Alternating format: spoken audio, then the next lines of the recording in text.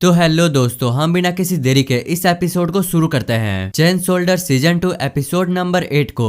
वैसे episode number 7 में हमने देखा कि क्योका और यूकी की बॉन्डिंग काफी ज्यादा अच्छी हो गई है। मतलब कि वे दोनों एक दूसरे के प्यार में काफी अच्छे तरीके से पड़ चुके हैं। और हम देखते हैं कि जो कुसुमे है वो अपना स्क्वाड क्रिएट करने के लिए लोगों को उठाकर लेकर आ रही है। तो यहीं से एपिसोड नंबर 8 शुरू होता है, जहाँ पे हम देखते हैं कि यूकी मीटिंग के लिए जा रहा होता है। पर तभी यूकी की नजर न एक लड़की के ऊपर जाती है जो कि कब से यूकी को ही घूर रही होती है। यूकी उस लड़की से बोलता है, क्या तुम्हें कुछ मदद चाहिए? लेकिन भाई वो लड़की उसे काफी अजीब तरह से घूर रही होती है। यूकी अपने मन में बोलता है, मुझे कैसे भी करके मुझे यहाँ से जल्दी घसकना होगा। तो इसके बाद हम देखते हैं कि वहाँ से यूकी निकल जाता है। पर तभी याकुमो उसे रास्ते में पकड़ लेती है। याकुमो उससे बोलती है, तुम मुझे फिर से इस्तेमाल करने दो ना छोटे स्लेव। यूकी बोलता है, तुम मुझे तभी इस्तेमाल करोगे जब हमें उड़ने की जरूरत होगी। याकुमो बोलती है, तुम बिल्कुल भी चिंता मत करो, मैं तुम्हें काफी अच्छा रिवॉर्ड दूंगी। पर तभी यूकी बोलता है कि मुझे जोरों से लगी है, और ये बोल के वहाँ से भाग जाता है। तो इसके बाद हम देखते हैं कि यूकी बाथरूम से बाहर आता है। पर तभी उसके सामने टेंका आ जाती है और वो बोलती है, तुम कहाँ जा रहे हो? यूकी जाते हुए बोलता है कि मैं कॉन्फ्रेंस रूम जा रहा हूँ। टेंका बोलती है, तुम्हें उस तरह जाने में बहुत ही ज्यादा टाइम लगेगा।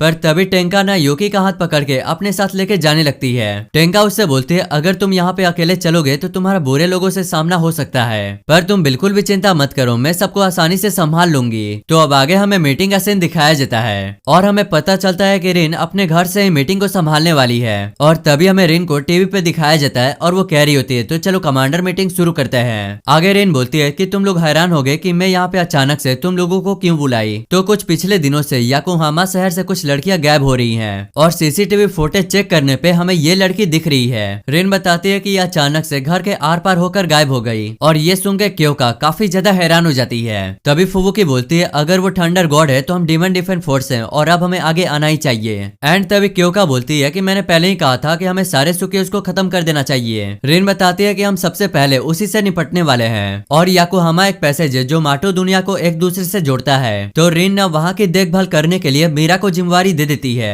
और रिन बताती है कि वैसे हम माटो को भी छोड़ के नहीं जा सकते। मीरा बोलती है, अगर आप मुझे भेज रही हैं तो उन्हें हराने के लिए मुझे किसी की भी जरूरत नहीं है। रिन बोलती है, हमें नहीं पता कि वहाँ पे कितने लोग हैं, तो तुम्हें किसी एक कमांडर को अपने साथ ले जाना होगा। तभी याकुमो बोलती है, मुझे तुम्हारे साथ चलने में कोई भी परेशानी नहीं है। मीरा बोलती है, मैं नहीं चाहती कि तुम हमारे ही शहर तबाह कर दो, तो मेरे साथ सिर्फ क्योका ही आने वाली है। मीरा चिल्लाते हुए बोलती है कि हमारा मीटिंग खत्म होते ही हम निकल जाएंगे। और इधर यूकी अपने मन में कह रहा होता है कि अगला फाइट नॉर्मल दुनिया में होने वाला है। अब इसके बाद हम देखते हैं कि वे सभी लोग एक जगह पे बैठे होते हैं और मीरा कह रही होती है, तो यही वो लड़की है जो सबको किडनैप कर रही है। तभी एक लड़का बोलता है, हमने पता लगाया कि वो सारे लोग अभी सर्वाइव कर रहे हैं। तभी दूसरी लड़की बोलती है कि हम कल तक पता लगा लेंगे कि वो सब कहां पर है और हमें पूरा यकीन है कि वो किडनैपर भी हमें वहीं पर मिलेगी। तभी क्योका बोलती है, लड़ाई और बचाव वाला काम डीमन डिफेंस फोर्स ही काम संभालेगी। आगे मीरा कह रही होती है कि उड़ना और दीवार के आर पार जाना ये सच में कमाल का कॉम्बो है। और इसी तरह वे तीनों सुकुमे के बारे में बातचीत कर रहे होते हैं। पर तभी क्योका बोलती है कि लड़ाई शुरू होने से पहले मैं यहाँ के गलियों में थोड़ा घूमना चाहती हूँ। तो अब नेक्स्ट सीन में हम देखते हैं कि वे तीनों एक झूले पे बैठे होते हैं। क्योका बताती है कि मैं इस पर जिंदगी में पहली बार बैठ रही हूँ। मीरा बताती है कि मेरा भी यही हाल है। क्योका अपने मन में बोलती है कि हम यहाँ घूमते हुए हम यहाँ का माहौल समझ लेंगे। और क्योका ना यूकी को कैंडी खाने के लिए देती है।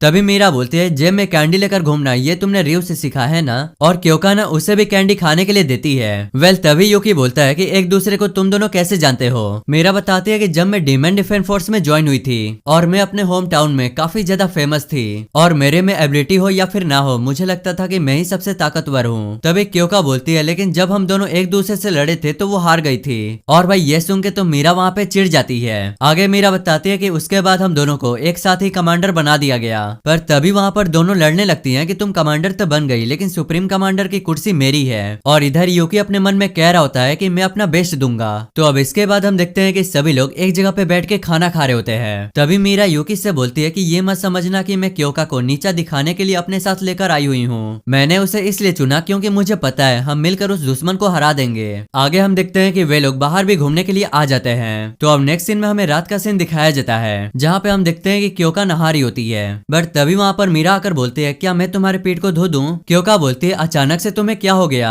मीरा बोलती है, हाल ही में तुम और टिंका चुप चुप के एक दूसरे से बात कर रहे हो, आखिर क्या बात है? क्योका बोलती है, हाँ तुमने सही कहा कि हमारे बीच में कुछ चल रहा है, लेकिन मुझे माफ करना कि मैं तुम्हें नहीं बता सकती, और जब सही समय आएगा तो मैं तुम्हें बता दूंगी। मीरा बोलती है, अगर तुम्हें मदद चाहिए होगा तो मांग लेना, बिल्कुल भी मत झिझकना। दिखना। आगे हम देखते हैं कि यूकी काफी गहरी नींद में सोया होता है, पर तभी अचानक से उसकी नींद टूट जाती है और वो रियलाइज करता है कि वो याकोहामा में है। और तभी वो बेड से उतर के क्योका को ढूंढने के लिए चला जाता है। पर भाई जैसे ही यूकी गेट खोलता है उसके सामने मीरा आ जाती है जो कि पूरा नेकेड थी। और भाई यूकी उसे देखकर काफी ज्यादा डर जाता है कि वो मुझे मार के बाहर फेंक देगी। पर तभी मीरा रिलैक्स हो जाती है और बोलती है मुझे पता ही नहीं था कि तुम जग गए हो।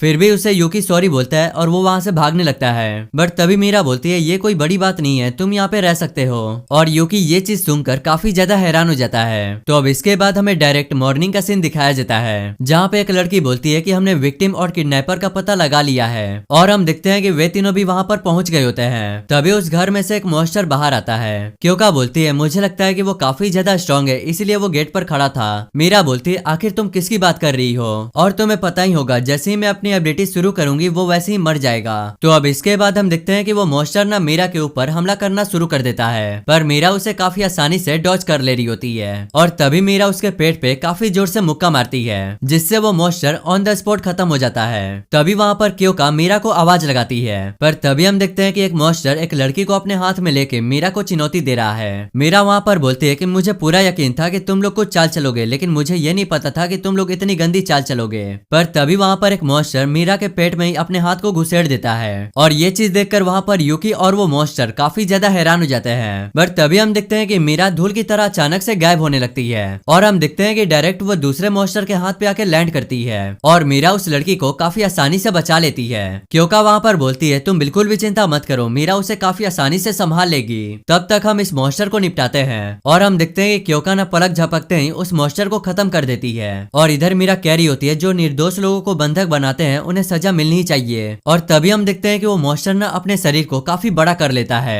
पर तभी दूसरे साइड से मीरा बोलती है कि मैंने सारे विक्टिम्स को सही तरीके से बाहर निकाल लिया है। और ये चीज देखकर वो मॉन्स्टर भी हैरान हो जाता है कि वो उधर है तो ये मेरे सामने कौन है। और भाई तभी हम देखते हैं कि मीरा ने अपने बहुत सारे क्लोन्स बना लिए हैं और इसके बाद वो सारे मिलके उस मॉन्स्टर के ऊपर टूट पड़ते हैं। और भाई लगातार उस मॉन्स्टर के ऊपर पंचेस के पंचेस गिरे जा रहे होते हैं जिससे वहीं पे उस मॉन्स्टर का पत्ता कट हो जाता है। तो अब आगे हम देखते हैं कि वे लोग घर में आके घर की तलाशी ले रहे होते हैं। मीरा बताती है कि मुझे यहाँ किडनैपर्स बिल्कुल भी नहीं दिख रहे हैं। क्योका बताती है कि यहाँ एक छोटा सा सुराग भी नहीं है। मीरा बोलती है तो अब हमारे पास कोई चॉइस नहीं है, तो जांच वाला काम पुलिस के ऊपर छोड़नी होगी। पर तभी वहाँ पर मीरा बोलती है देखो तुम्हें थोड़ा सा स्क्रैच लगा हुआ है। क्योका बोलती है तुम बिल्कुल भी चिंता मत करो, ये उतना बड़ा खरोच नहीं है। तभी यूकी बोलता है जो हमारा दुश्मन था वो बिल्कुल भी नॉर्मल नहीं था, तो हमें जल्दी से जाके चेकअप करवाना ही होगा। मीरा बोलती है हाँ ये सही कह रहा है, तुम्हें चेकअप करवाने के लिए जाना ही होगा। आगे मीरा जाते हुए बोलती है कि मैं उन्हें बता कर आती हूँ कि हमें अंदर कुछ नहीं मिला। और इधर क्योका नोटिस कर रही होती है कि रूम में एक भी कैमरा नहीं है और वो अपने मन में बोलती है शायद मुझे इसका रिवॉर्ड यहीं पे देना चाहिए। और तभी हम देखते हैं कि यूकी भी अपने नॉर्मल फॉर्म में आ जाता है और तभी वहाँ पे क्योका अपना स्कर्ट उठा के उससे अपनी पैंटी दिखाने लगती है। और यूकी वहाँ पे ये देख रहा होता है कि उसे कहीं और जगह चोट लगी है या फिर नहीं। तो वहाँ पे यूकी कंफर्म करता है कि आगे में बिल्कुल भी चोट नहीं है। वेल आगे यूकी बोलता है कि पीछे में भी कोई परेशानी नहीं है। अब आगे हम देखते हैं कि क्योका वहाँ पे पूरी नेकेड हो जाती है।